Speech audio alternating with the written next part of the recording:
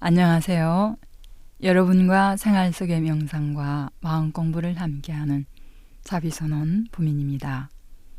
오늘은 쉽게 닦아가는 생활수행법을 함께 나눠보시겠습니다. 너무 어렵게 생각하지 마세요. 왜 사느냐고 물으면 그냥 산다고 답하고, 사는 게 힘드냐고 물으면 그냥 괜찮다고 하고 갈 일입니다. 수행하는 일을 버리셔야 참된 수행입니다. 수행을 하나의 일로 알고 깨달음을 하나의 목표로 알고 마음의 평온을 얻기에 애를 쓴다면 그 사람은 수행을 하는 것이 아니라 오히려 거꾸로 가고 있는 것입니다. 아주 쉽게 공부할 수 있습니다. 또 그렇게 쉬운 것이 공부입니다. 너무 쉬워서 다들 너무 어려워하니 문제입니다. 깨달음을 얻으려는 마음을 놓으세요. 행복해지려는 마음을 놓으세요. 부자가 되려는 마음도 놓고 무엇이든 어떻게 되려는 마음이 있다면 바로 그 마음이 놓아야 하는 마음입니다. 어떻게 될 것도 없고 무엇이 될 것도 없습니다. 깨달음을 얻는 것도 아니고 불성을 찾는 것도 아닙니다. 다만 있는 그대로 그 자체를 드러내면 됩니다. 있는 그대로의 현실에서 불성으로, 주인공으로, 자성 부처님으로 그냥 살면 되는 것입니다. 다만 지금 이 순간이 온전한 순간이며 이 순간이 그대로 깨달음의 순간임을, 부처님의 숨결임을 느끼고 받아들이면 됩니다. 애쓰지 마세요. 힘들이지 말라는 말입니다. 고민하지도 말고 질책하지도 말고 조급해하지도 마시기 바랍니다. 마음을 편안히 두고 항상 물 흐르듯 순리에 따르면서 이 세상의 흐름에 턱 내맡기고 따라 흐르게만 내버려 두세요. 그것이 전부입니다. 더 무엇을 할 것이 있겠어요? 깨닫겠다고, 행복해지겠다고, 어찌어찌 되겠다고 애써 고민하고 생각하지 마시고 즐거운 마음으로 얼굴에 미소를 띄운 채 아무것도 잡지 말고 그저 내맡겨 흐르면 됩니다. 지금 내 앞에 펼쳐진 현실은 어느 하나 버릴 것 없이 모두가 자성 부처님께서 우리를 이끄시는 것입니다. 그것을 온전히 믿는 것이 수행입니다. 그렇게 부처님께서 이끄시는 대로 온전히 믿고 맡기면서 따라 흐르시면 되는 것입니다. 그러면 부처님 되기 싫어도 부처님 되고 깨닫기 싫어도 깨닫지 않을 수 없게 됩니다. 아니, 그 순간순간이 바로 부처님인 것입니다.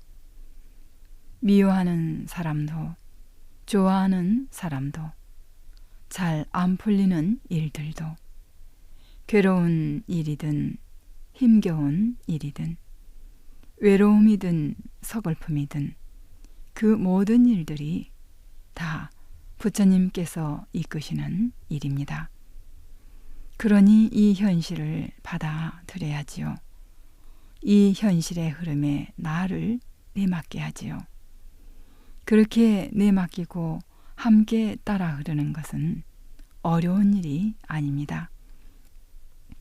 오히려 이런 흐름을 믿지 못하고 이런 현실을 믿지 못하고 애써 거부하려 하고 믿지 않으려 하니 그것이 얼마나 어려운 일이겠어요. 다 받아들이고 굳게 믿고 맡기면서 편안히 가는 사람이 수행자입니다. 그러니 수행자의 얼굴은 늘 평화롭고 고요합니다. 어찌어찌 해보려고 애쓸 일이 없고 안 된다고 답답할 일이 없고 그저 평온하게 다 받아들이고 자유롭게 거닐 뿐입니다. 수행이 안 되는 이유는 한 가지 이유뿐입니다. 받아들이지 않으니 말입니다. 내 앞에 펼쳐진 이 현실이 부처님께서 우리를 이끌고 가시는 깨달음으로 이끌고 가시는 과정이라는 것을 믿고 받아들이지 못하니 괴롭고 답답한 것입니다.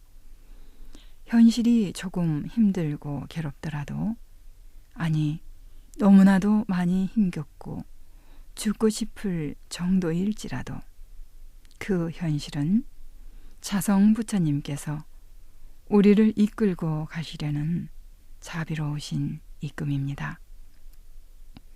부처님은 괴로운 것 안 받게 하고 즐거운 것만 받게 하시는 분이 아니시거든요. 받을 것은 당당하게 받게 하시는 것이 자성 부처님의 자비로우신 입금인 것입니다. 또 그렇게 받을 것은 받고 가야 받음으로써 그래서 조금 괴로움으로써 그 괴로움의 경계는 높게 되는 것이기 때문입니다. 그렇게 녹여주시는 것이죠.